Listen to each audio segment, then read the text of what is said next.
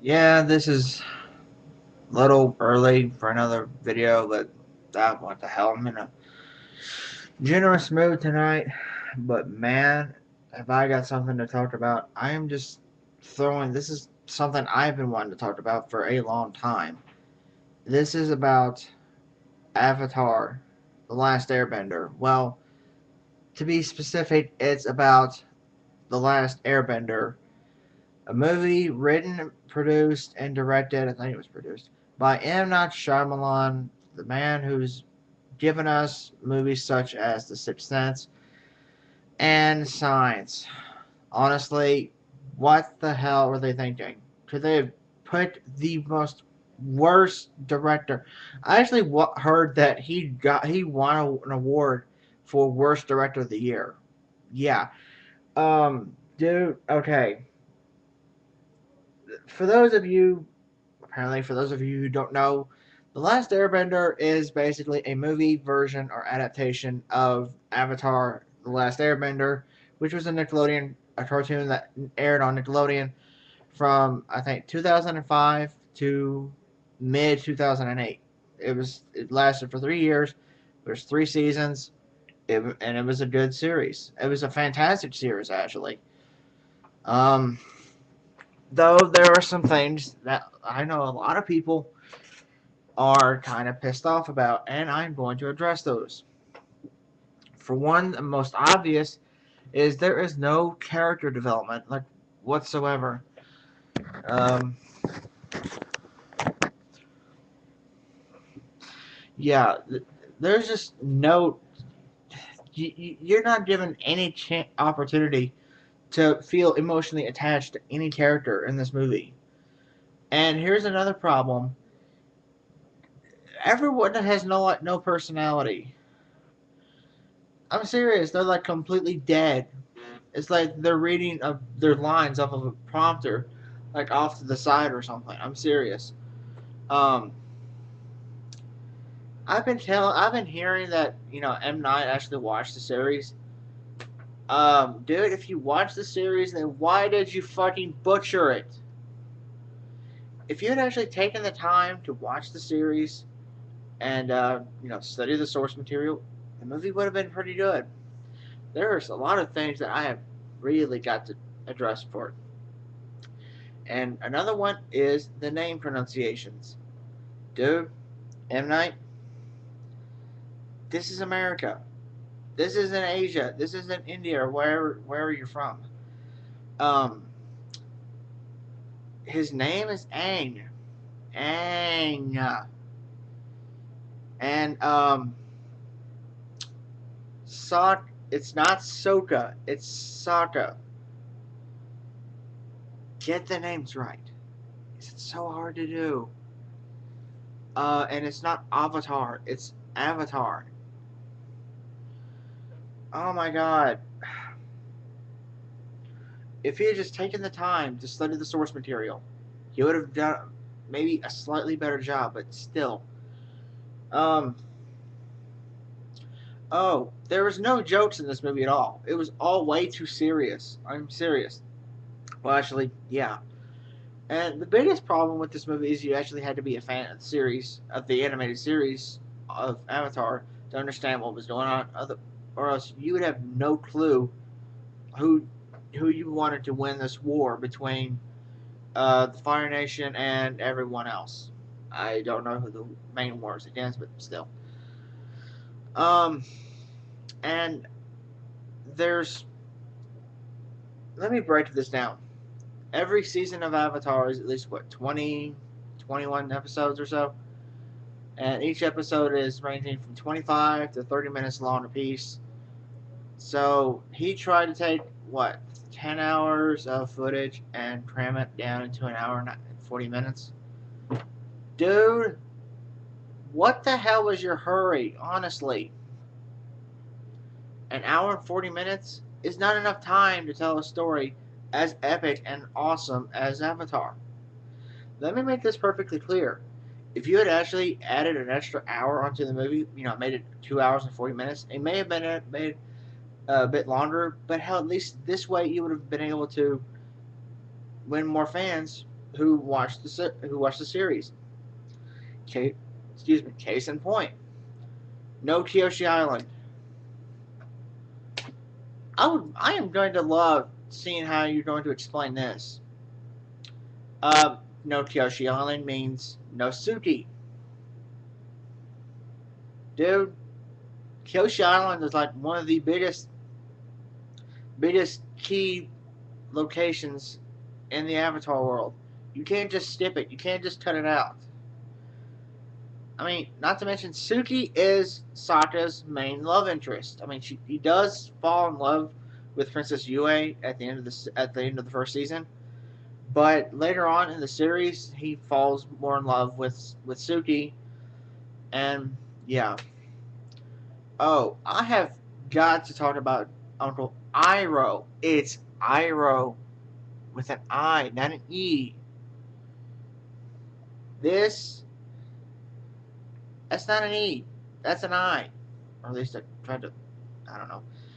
Yeah, dude, there's several things wrong with the guy you cast as General, as Uncle Iroh. For one, he's not fat. Well, I'm not trying to sound race or uh, I don't know if it's racist or anything, but I don't want to make it sound like I'm making fun of him.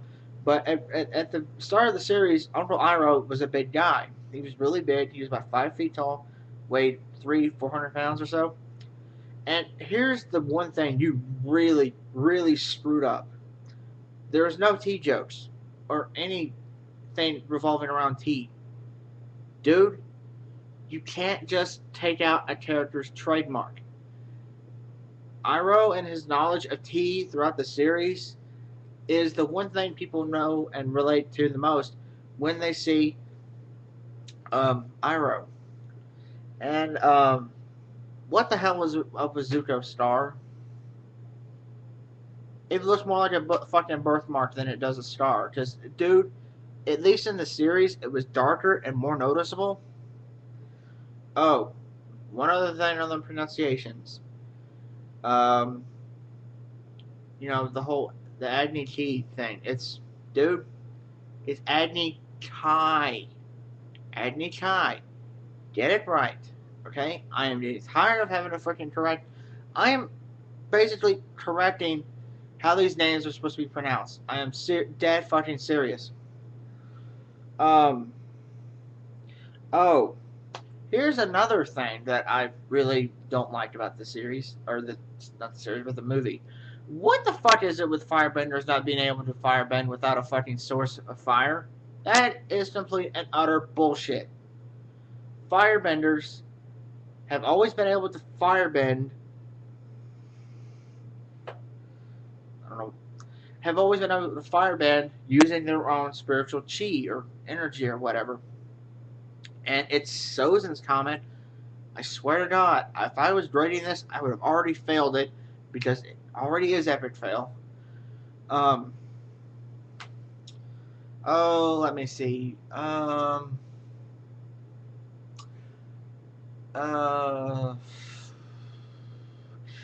Appa and Momo. Yeah, you remember those guys? Yeah, you remember Appa and Momo, the characters in the movie. They were only in like maybe 2 scenes.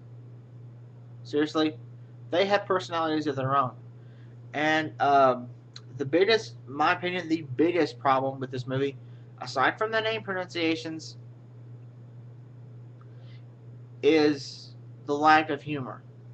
Honestly, what the hell are you thinking? You can't just take away one of the things that made the series fun to watch. Just it was funny, especially with Sokka. Sokka may not have been a bender, but he was the comic relief. He was one of the funniest characters in the series because he just kept making jokes and he kept people laughing. I mean, everyone loves him. Everyone loves Sokka.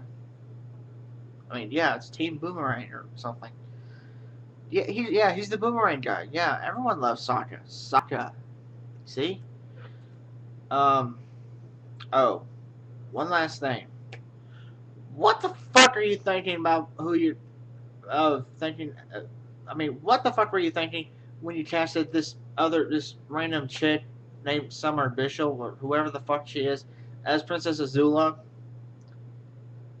Dude, she does not look at all like Azula at all. Honestly, I mean, oh my god, it's just she is just so fucking ugly. Just for one, for those of you who know Azula, she controls people by fear.